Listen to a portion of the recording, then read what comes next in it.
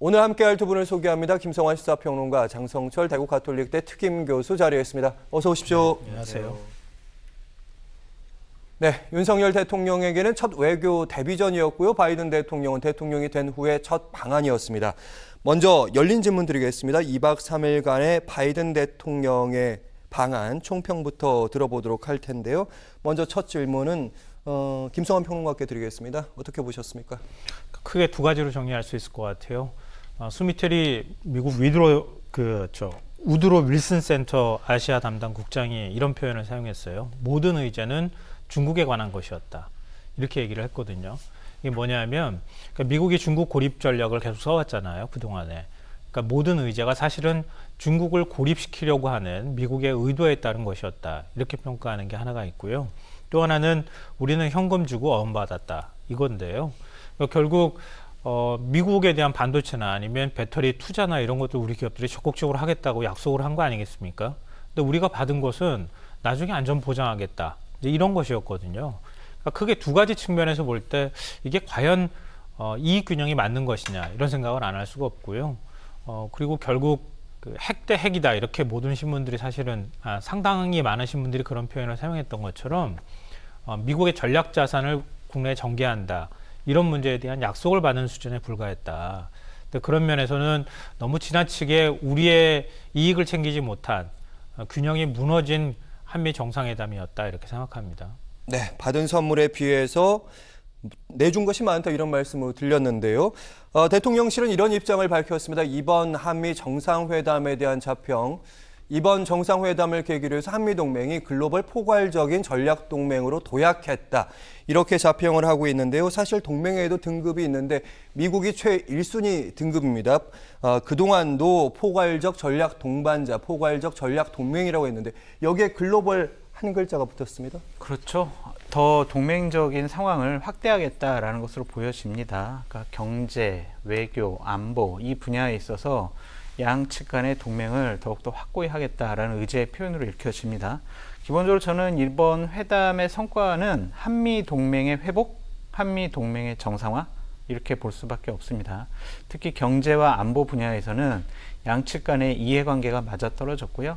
양측이 상호 협력하기로 한 실질적인 여러 가지 조치들이 계속 이루어질 것으로 보여집니다.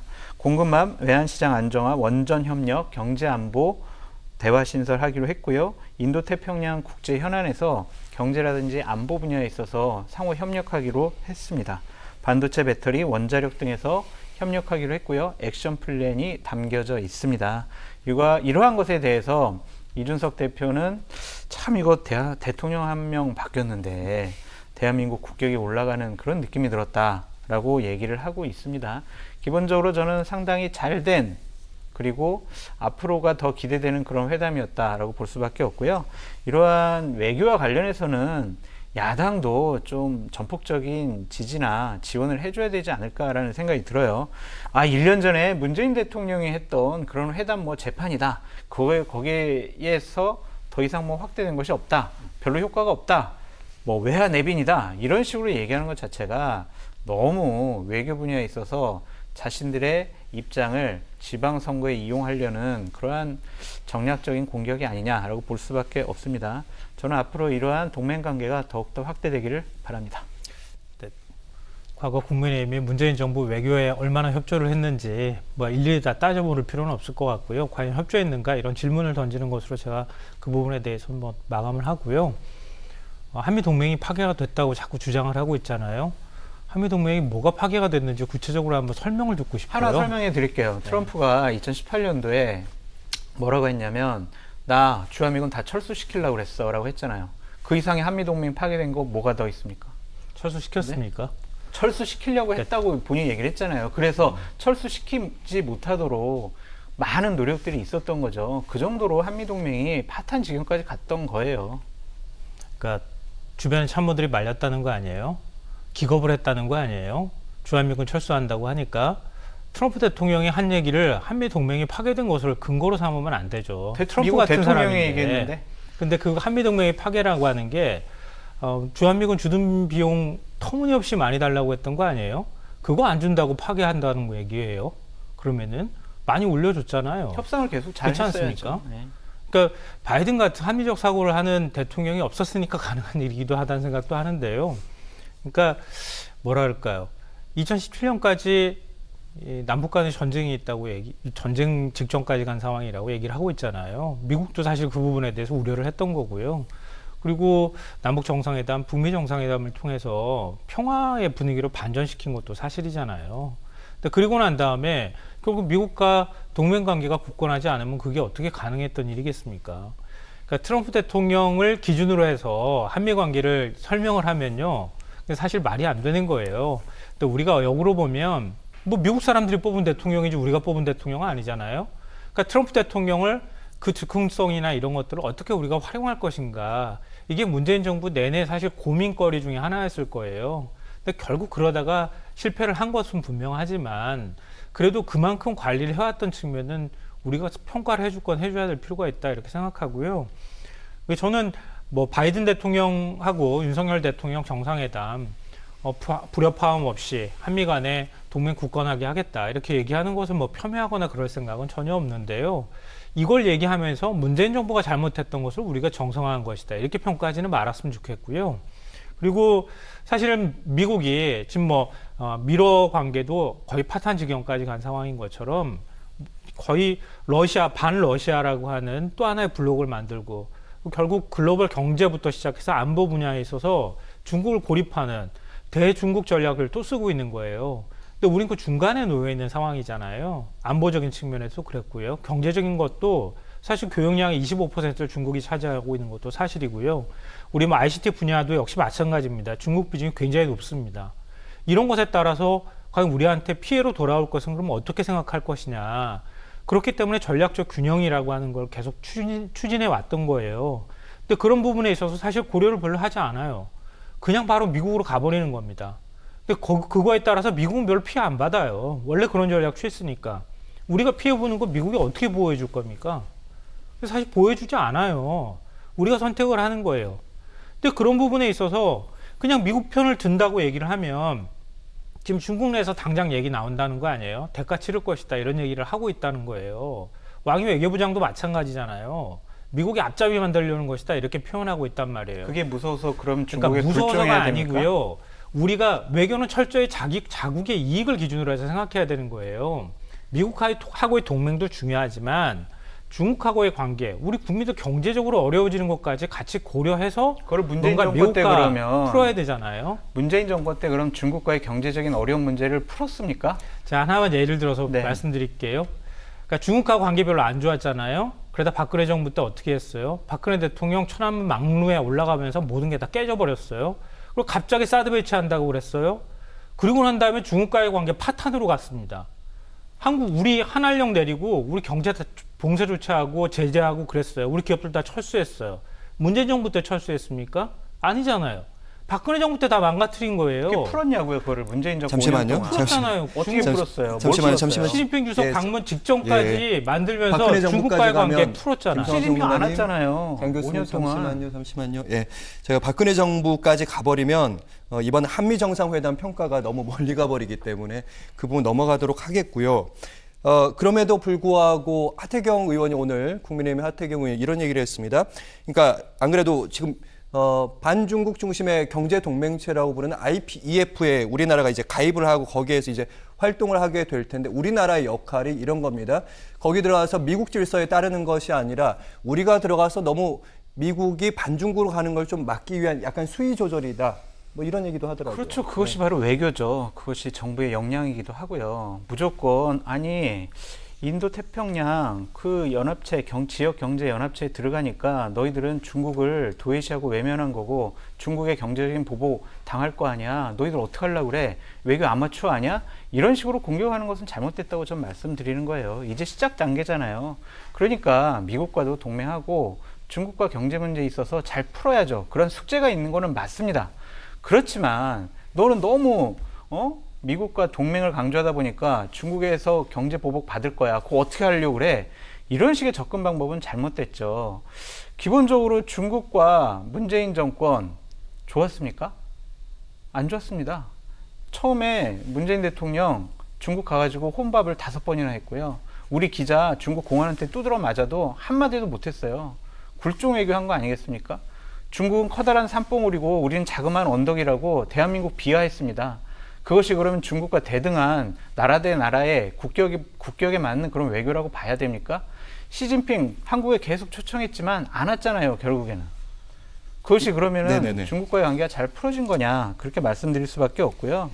기본적으로 중국에 경도된 그러한 외교 정책 때문에 북한과의 여러 가지 문제도 해결되지 않았다고 생각이 듭니다.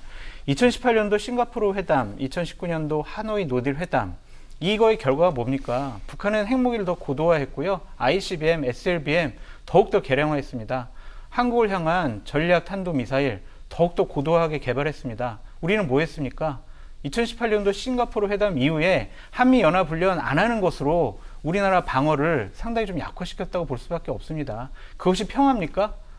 그것은요, 평화가 아니라 가짜죠. 우리 안보태세 더욱더 확실하게 했어야 되는데 그러지 못하지 않았습니까? 그래서 이번에 한미연합훈련 좀 강화하겠다고 한 게 중국에 그렇게 심기를 건들고 북한의 심기 건드는 겁니까? 우리 할 건 해야죠. 그래서 저는 중국의 눈치를 더 봐야 된다. 중국과의 문제를 더 많이 해결해야 된다. 왜 미국에 경도된 그러한 외교 정책을 하느냐? 그것은 좀 옳지 못한 비판이 아니냐라는 생각이 듭니다. 짧게 반론할 기회 드리겠습니다. 네. 네. 다시 박근혜 정부로 돌아가는 얘기까지 가면 너무 많은 얘기니까요. 박근혜 정부 다 망가뜨려 놓은 거, 문재인 정부 때 수습하느라고 상당히 오랜 기간이 걸렸던 거고요. 중국하고 그 사이에 나빠졌던 게 구체적으로 뭐가 있는지 모르겠어요. 문재인 정부 때. 오히려 정상화해가는 과정이었단 말이에요. 근데 지금 다시 제가 말씀드리는 거는 미국과의 동맹 자체가 잘못됐다고 말씀드리는 게 아니에요. 그러니까 그 안에서 우리가 어떻게 균형점을 찾을 것인가에 대한 최소한의 노력이나 이런 부분들이 잘 드러나지 않기 때문에 그걸 제가 지적하는 말씀 드리는 거고요. 그리고 안보에 있어서 문제가 있다고 얘기를 하는데 그 북한이 대륙간 탄도미사일 고도화하고 핵 고도화한 건 어느 정부 때예요? 이명박 박근혜 정부 때 다 해온 거 아니에요? 그럼 문재인 정권 때 고도화 안 했어요? 아니, 그러니까 해오고 난 다음에 그거 평화적인 분위기로 바꾸겠다. 대결의 시대에서 평화의 시대로 바꾸겠다고 노력을 했는데 제가 그래서 앞서 말씀드렸잖아요. 결과적으로 실패했다. 실패했지만 그 가운데 이전에 북한이 연평도 도발하고 하는 과정들이 얼마나 많았어요. 남북 간의 군사적 충돌이 발생하기도 했고 그리고 우리 병사들 젊은 청춘들이 죽고 이런 일들이 반복이 네. 됐어요. 알겠습니다. 근데 지금 문재인 정부 북한에 때 끌려가서 문재인 정부 때 화형당했어요. 그런 적이 있었어요? 네? 문재인 정부 때 화형당했잖아요. 우리나라 그런 적이 공무원이. 있었습니까? 예? 잠시만요. 예. 정부의 객관적인 예. 조사 결과까지 지금 부정하면서 얘기할 겁니까? 정부의 객관적인 조사 교수님, 결과 네. 우리나라 네. 공무원이 북한 영해로 가가지고 화형당하고 총으로 맞았잖아요. 알겠습니다. 그러니까 장 교수님이 이제 성과가 없었다. 문재인 정부의 그 전략적 접근법은 성과가 없었고 그럼에도 불구하고 새로운 접근법이 필요했던 것이 아니야. 해볼 것은 해야 되지 않겠느냐. 이런 얘기를 하셨습니다.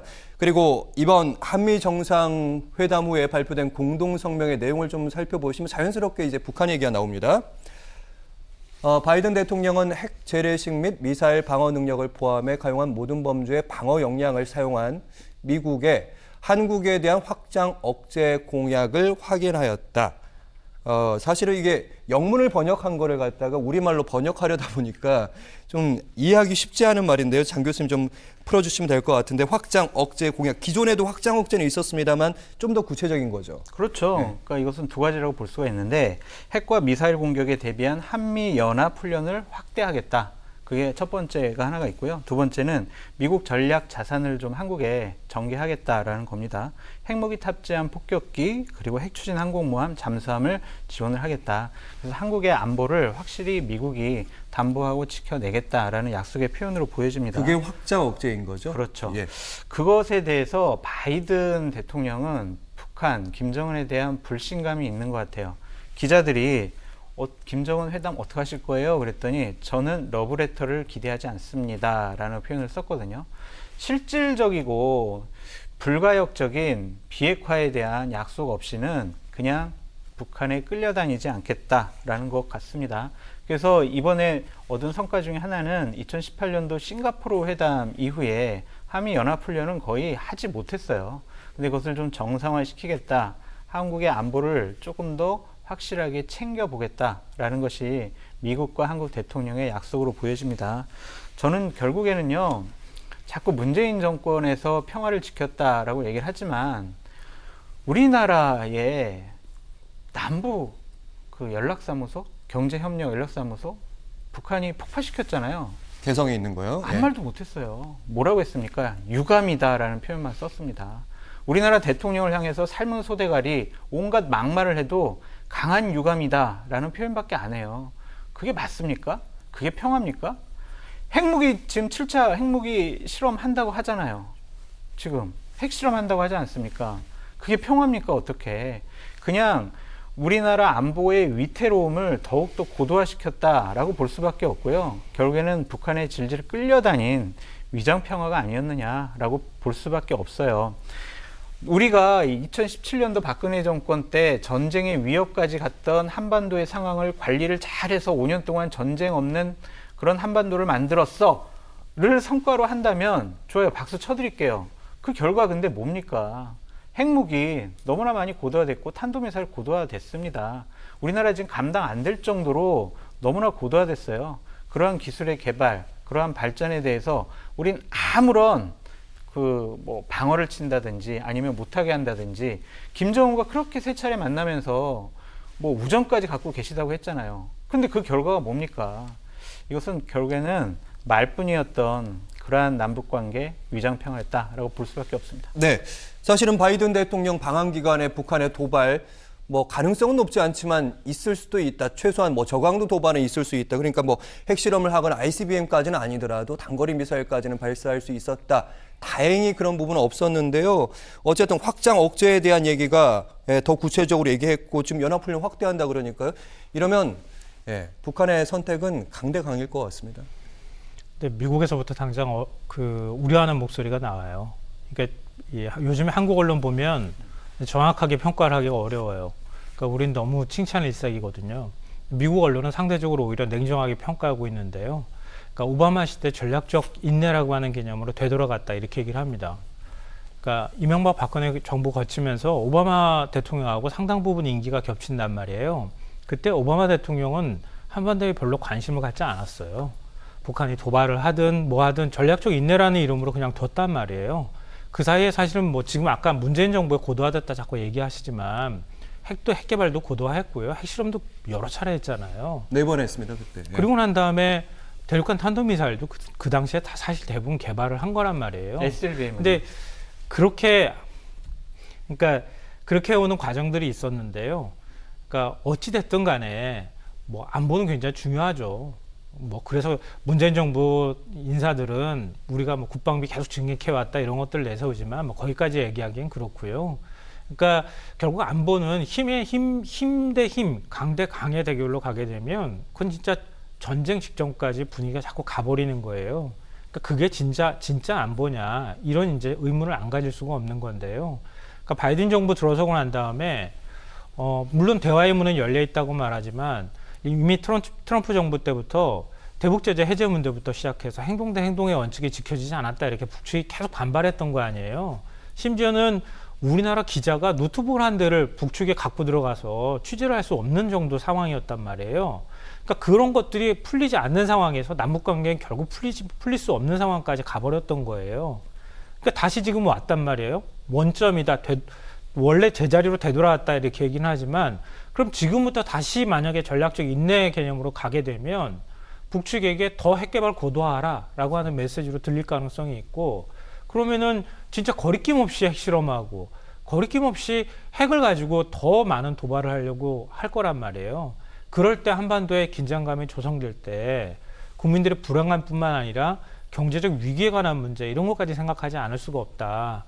이제 그런 면에서는 물론 지금 윤석열 정부에서 앞으로 어떻게 더 북한하고 풀어나갈지는 모르겠지만 여러 가지 면에서 좀 우려할 만한 점들이 있다라는 말씀 드리고 싶어요. 그럼 마지막으로 하나만 좀 더 첨언하면요. 네. 지금 한미 연합훈련의 작전 범위를 넓히겠다고 얘기를 했단 말이에요. 그러니까 일본이 참여할 수 있는 여지를 자꾸 열어두는 방향으로 가고 있어요. 그게 미국의 기본적인 전략이기도 하고요. 한미일 연합훈련을 하게 되면 진짜 걷잡을 수 없어지거든요. 그러니까 그 얘기는 곧 중국을 견제하겠다는 얘기나 마찬가지거든요. 그럼 러시아, 중국, 북한까지 만약에 우리하고 정반대편에 다 서버리게 되면 그러면 미국 입장에서는 중국을 견제하고 러시아를 견제하는 효과가 있을 수 있지만 우린 진짜 중간에 끼어서 모든 리스크를 다 떠안는 상황이 될 수 있습니다. 그런 면에서는 저도 좀 굉장히 우려스럽다 이런 말씀을 좀 하고 네, 싶네요. 장 교수님 잠시만요. 제가 살짝만 정리를 해볼게요. 그러니까 오바마 대통령 당시에 부통령이 이제 바이든이었고, 그러면서 전략적 인내하면서 또 우리가 그때 그 시점 비핵 개방 삼천한다 그래가지고 먼저 북한이 비핵을 하면 경제 지원을 도와주겠다. 이러면서 이제 핵이 그럼에도 불구하고 고도화된 측면이 있거든요. 만약에 다시 한번 이번에도 윤석열 정부와 바이든 행정부가 그와 같은 일을 보조를 한다면, 비슷한 일이 벌어진다면, 그럼에도 불구하고 북한 핵은 진짜로 이러면 완전히 개발되는 거 아닙니까? 북한은 완전히 핵을 개발했다라고 봐야 되는 거 아닐까요? 지금 7차 핵실험을 앞두고 있고, 지금 각종 정보 단체, 정보 기관에서는 핵무기 한 30개 정도 있다라는 얘기까지 나올 정도입니다. 핵 개발은 이미 완성됐다라고 볼 수밖에 없을 것 같고요. 근데 외교적으로 인정하는 건 또 다른 얘기죠. 다른 얘기죠, 예. 그거는 정말 북한의 핵을 인정하게 되는 순간, 이거는 외교적으로 우리나라도 핵을 무장해야 된다는 얘기가 나올 것이고, 또한 북한에 대한 제재가 본격적으로 시작될 거기 때문에 이 부분은 좀 신중하게 외교적으로 판단해 봐야 될 것 같다라는 생각이 듭니다.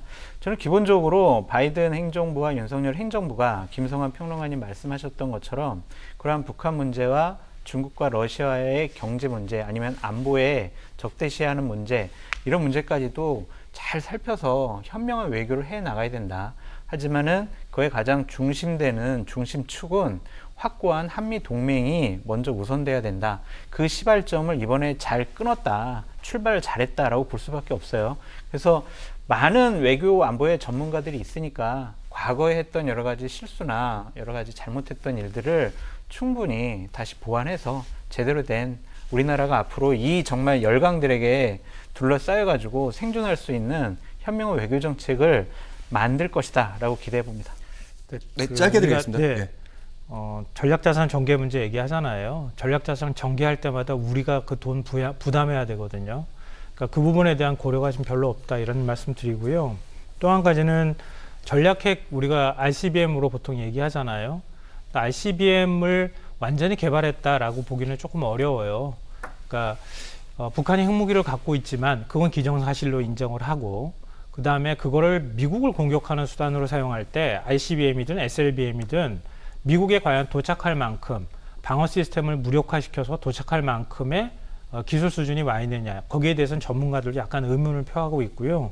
무엇보다도 걱정되는 건 최근 북한이 자위권적 수단으로서 핵을 개발한다고 하는 입장에서 바꿔서 전술핵 개발을 언급하기 시작했다는 거예요. 그러니까 우리 국내에는 미국이 갖고 있던 전술핵들을 다 배치를 했었어요. 일종의 이제 소형 핵이라고 볼 수 있는데요. 핵 배낭도 해당할 수 있고요. 우리가 얘기하는 것처럼 자주포에 넣어서 핵을 쏘기도 하고 여러 가지 수단들을 만드는 거거든요. 한국적인 지형에서는, 산악 지형이 많은 곳에서는 전술핵이 훨씬 더 무섭다는 얘기를 해요. 근데 노태우 정부 시절에 그거 다 철수했거든요, 미국이. 근데 북측이 만약에 북한이 전술핵을 개발하기 시작하고 배치하기 시작하면 다시 전술핵을 두려워한다는 얘기가 나올 수밖에 없어요. 이게 굉장히 위험하거든요. 근데 그런 부분에 있어서, 그러니까 뭐 제가 여러 가지 우려스러운 점을 말씀드리지만 이쪽에서 이만큼 가면 저쪽도 이만큼 올 수밖에 없는 거라는 거죠. 그러니까 한 발씩 물러나면서 어떻게 하면 평화 체제를 정착시킬 것인지, 도발하면 도발에 단호하게 대응해야 하지만 그런 것들 방향을 자꾸 고민해야 되는데, 개발을 이만큼 했으니까 우리도 거기에 대응하는 안전수단으로서 이만큼 갖다 놓을 거야, 이렇게 하기 시작하면 한반도의 군비 경쟁은 더 파국으로 갈 가능성이 있어요. 그런 면에서 좀 우려스럽다는 거예요. 북한은 실질적으로 핵을 갖고 있는데, 우리는 그러면 전략자산이라든지 핵무기라든지 이런 미국이 갖고 있는 그러한 것들을 그러면 우리 전략자산 전개도 안 하고 그냥 가만히 있어요? 아니요. 이전 정부 때도 전략자산은 전개했었어요. 계속 네. 전개했었고요. 그다음에 해구산은 계속 미국이 우리나라에 씌워주고 있었던 거예요. 그걸 이번에 알겠습니다. 그걸 명시적으로 얘기를 그렇죠. 정상들이 네. 다시 한번 언급을 했다는 거고요. 뭐 더 적극적으로 갖다 놓을 수도 있겠죠. 근데 그렇게 하면 북한이 전술핵을 개발할 명분이 또 한 번 더 생기는 셈이 될 수 있다.